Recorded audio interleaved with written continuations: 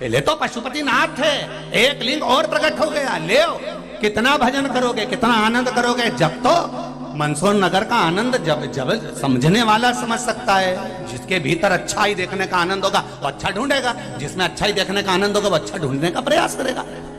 वहां खदान, यहाँ संत की खदान है भारत की भूमि पर। मान लो घूमने जाते होंगे अमेरिका, न्यूयॉर्क, हालैंड, जहां जाना हो वहां घूमने जाते होंगे, पर वहां की मिट्टी को सिर पर नहीं लगाते होंगे। और हमारे भारत देश में दूसरे भी घूमने आते हैं तो गंगा, यमुना, सरस्वती, नर्मदा, कावेरी ऐसे कई तीर्थों के घाट पर जाते हैं तो पहले तो गंगा जी को डुबकी लगाने से पहले प्रणाम करते हैं, फिर आते आते मिट्टी को सिर पर लगाते हैं। कुछ तो भारत की भूमि पर होगा, पर इतने विचित्र दृष्टि वाले लोग हैं, इन्हें दूसरे ही अच्छे लगते हैं। भारत की भूमि ठीक नहीं लग पाती। ये अच्छा देख रहे हैं पर दूसरे में देख रहे हैं। खाते यहां का और बजाते वहां का। इसलिए मेरा निवेदन है, तेरा क्या होगा रे कालिया, होगा क्या? जिस माता पिता ने जन्म दिया उस माता पिता का बार बार गुणगान करो। जिस माता पिता के साथ रह रहे हो उस माता पिता का गुणगान करिए। केवल बुराई ढूंढी हमने जिंदगी में। बताओ, सरकार बुरी है, इनको वहां से नीचे हटा दो। वो व्यक्ति बुरा है, इसको यहां से हटा दो। तो घर में तुम्हारी लुगाई भी तो बुरा बोलती है, उसको हटा के बता दे जा। कभी कभी तो लुगाई भी बोले और आड़ा टेढ़ा बोल दे। सोचना मती नीमच और मंदसौर की हूं तो मुझे हल्का मत समझना। और मैं बरनागर की हूं, मैं उज्जैन की हूं। जब बोले तो तू उसको हटा के बता दे कि मैं अब तेरे साथ नहीं रह सकता, तू जा यहां से, हटा के बता। जब वो चली तो जाएगी बापड़ा, थाना और कोर्ट का चक्कर लगा लगा के तेरी हालत ढीली कर देगी। जा, तुमने तो कह दिया ये बुरा इसको हटा दो, वो बुरा उसको हटा दो, तो तारा घर में भी तो बैठी जगत जननी जगदम्बा चंद्र घंटा, रोज तेरे पे सिंदूर चढ़ाए भेरू, रोज तू के भी हटा दे। जब वो गरजे तो तू तो आरती गाय, अम्बे तू है जगदम्बे काली, जय हो बरनागर वाली। अब हटा,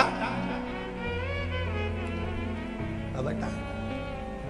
बुरा देखन चले हम, केवल बुरा देख रहे हैं महाराज। पर मधुरा ने बुरा नहीं देखा। देवलोक से अप्सरा आई और मधुरा ने शंकर जी की सुंदरता देखी, उनके पास आकर उनकी स्तुति गाने बैठ गई। इतने में पार्वती जी आ गई। पार्वती जी ने देखा कि मेरे शिव जी के शरीर की भस्म को निकालकर ये अपने तन पर धारण कर रही है, तो पार्वती को ठीक नहीं लगा। उन्होंने श्राप दे दिया, नहीं मधुरा तो 12 वर्ष तक मेंढक की योनि में पड़ी रहेगी। और वह मधुरा एक कुएं में 12 वर्ष तक मेंढक की योनि में पड़ी रही। मधुरा की आंख में केवल जल था और शिव का नाम था, शंकर का नाम था। इसलिए शिव जी ने कहा पार्वती इसे कुछ वर दे दो। तो पार्वती ने वर दिया। 12 वर्ष के बाद ये मेंढक की योनि से छूट गई, सुंदर स्त्री बन जाए। और वो मधुरा मेंढक बनकर कुएं में रही। कुएं में रहते रहते उसको समय बीत गया, पर उसकी भक्ति, उसकी दृष्टि देखिए कितनी सुंदर होगी। जो अच्छा देखता है वो दुनिया में कभी बुरा नहीं कर सकता। और वो मधुरा जो मेंढक बनी, मेंढक बनने के बाद वो कुएं में क्या देखती है कि एक सांप आ गया और सांप इसके पीछे पड़ गया। और सांप पीछे पड़ा तो मधुरा वहां से भागी, मेंढक बनकर भागती गई। और जहां ऋषि बैठे थे, संत बैठे थे, साधु बैठे थे, जहां ऋषिवर बैठे हैं, तपस्या कर रहे हैं, साधना कर रहे हैं, उन ऋषियों के आज भंडारा है, उस भंडारे के पास में पहुंच गई। और मेंढक वो मधुरा छुप कर बैठ गई। सांप आया नहीं, पता नहीं पड़ा। सांप ढूंढ रहा है, सांप वो मेंढक को, सांप को नहीं। 8 दिन बाद फिर भंडारा था संतों के यहाँ पर, और मधुरा घूम रही थी मेंढक की योनि में। सांप पहुंच गया वहां, उसने उस मेंढक को पहचान लिया कि ये वही मेंढक है, और उसको खाने के लिए मुख खोला और भागा। 8 दिन बाद फिर भंडारा था संतों के यहाँ पर, और मधुरा घूम रही थी मेंढक की योनि में। सांप पहुंच गया वहां, उसने उस मेंढक को पहचान लिया कि ये वही मेंढक है, और उसको खाने के लिए मुख खोला और भागा। मुख खोला और भागा। जैसे आज सुबह अभिषेक चल रहा था बाबा का और इतने सारे सभी भक्त लोग अभिषेक में लगे हुए थे और वहीं एक सांप आकर घूम के आया था सुबह और घूम के और वो जाए ये तो शिव है, कहीं ना कहीं किसी ना किसी रूप में आकर दर्शन दे ही जाता है। वो आया, उसका भाव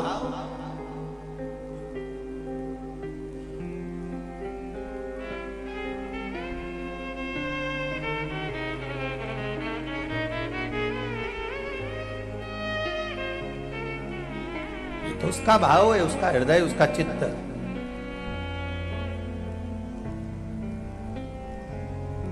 अब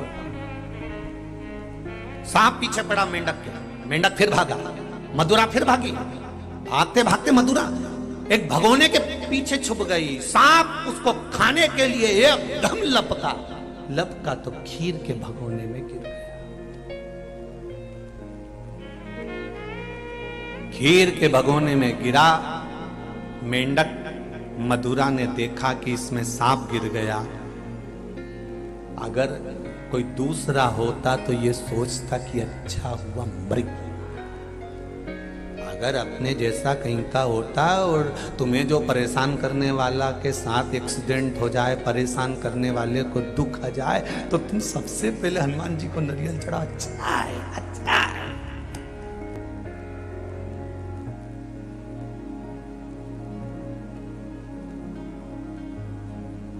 के भीतर ईर्ष्या रहती है वो भगवान से यही कहता रहता है 24 घंटा भगवान इसका बुरा कर दो, और अपना आधे से ज्यादा समय वो इसी में बर्बाद कर देता, आगे ही नहीं बढ़ पाता।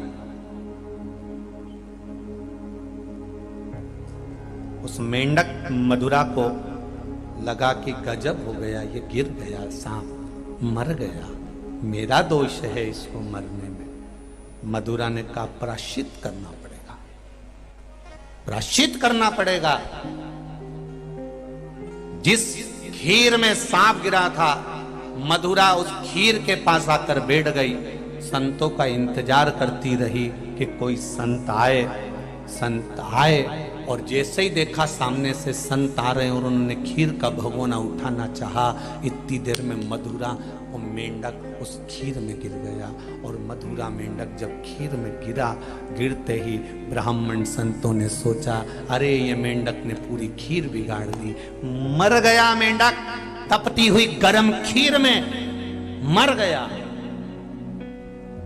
एक व्यक्ति होता तो सोचता कि अच्छा ही मेरे पीछे पड़ा था, मर गया, और अपना रास्ता ले लेता वापस और भगवान को दिया लगाता कि अच्छा है मर गया, अच्छा पीछा छूटा।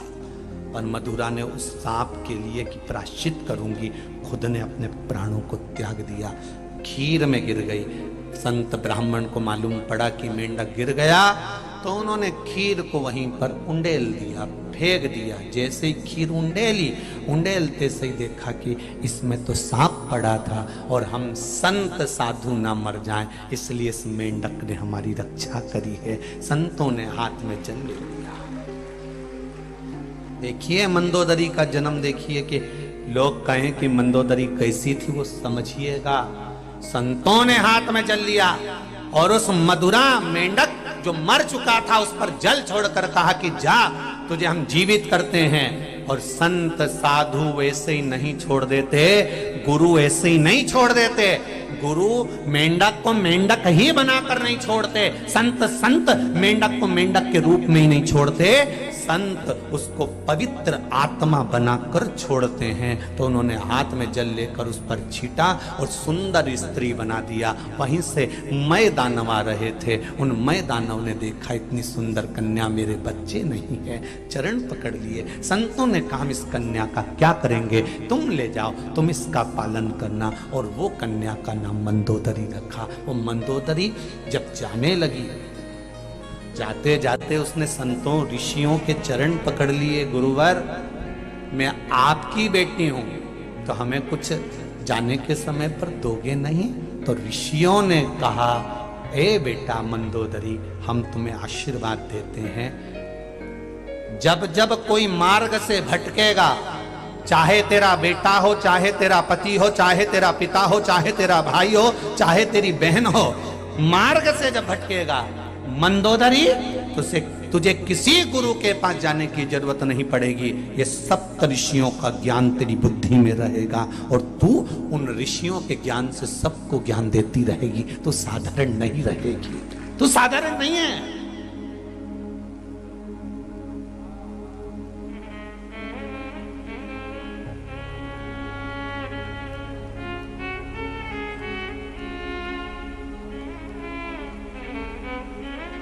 मैं दानव के यहां गई, हेमा अप्सरा ने उसका पालन पोषण करा। मैं दानव माता बड़ी सुंदर थी,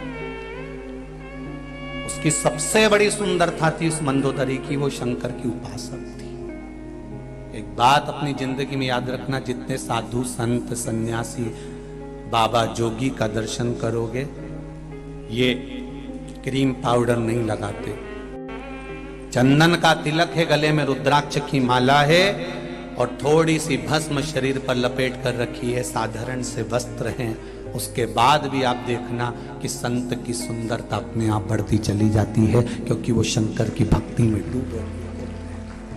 जो नारी, जो बेटियां, जो बेटे, जो बहुएं, जो माता पिता, घर का एक व्यक्ति भी अगर शिव आराधना में लगा है तो वो उसको पार्लर जाने की जरूरत नहीं पड़ती। साहब, सबसे बड़ा पार्लर है मेरे शंकर की कथा, मेरे शिव का मंदिर, जो अपने आप सुंदरता बना देता है। उसका नाम ही सत्यम, बोलो बोलो जम के, सत्यम शिवम सुंदरम। सुंदरम आखिरी में, सबसे लास्ट में ले जाकर छोड़ा उसने।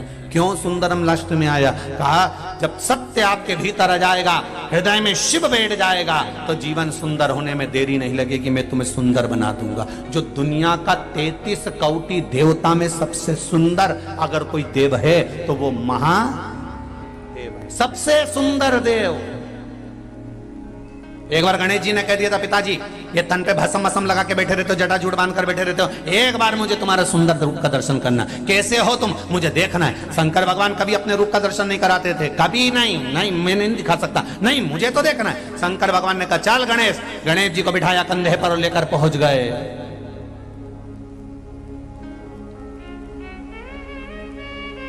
कंधे पर बिठाकर गणेश जी महाराज को लेकर गए। एक बार इस प्रसंग के पीछे भी किसी ने विरोध कर दिया।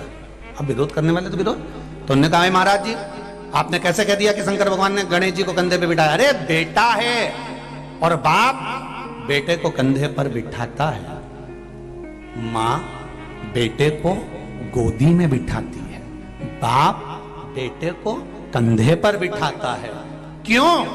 माँ बेटे को गोदी में बिठा कर कहती है कि तू मेरे गोद में बैठ जा, मैं तुझे वो नंदी का दर्शन करा दूंगी, वो महादेव का दर्शन करा दूंगी, वो महाराज का दर्शन करा दूंगी। क्यों? माँ चाहती है कि जितना मैं देख सकती हूँ उतना मेरा बेटा वहां तक देख ले। और बाप एक ऐसा होता है जो कहता है मुझसे ज्यादा मेरा बेटा देख ले।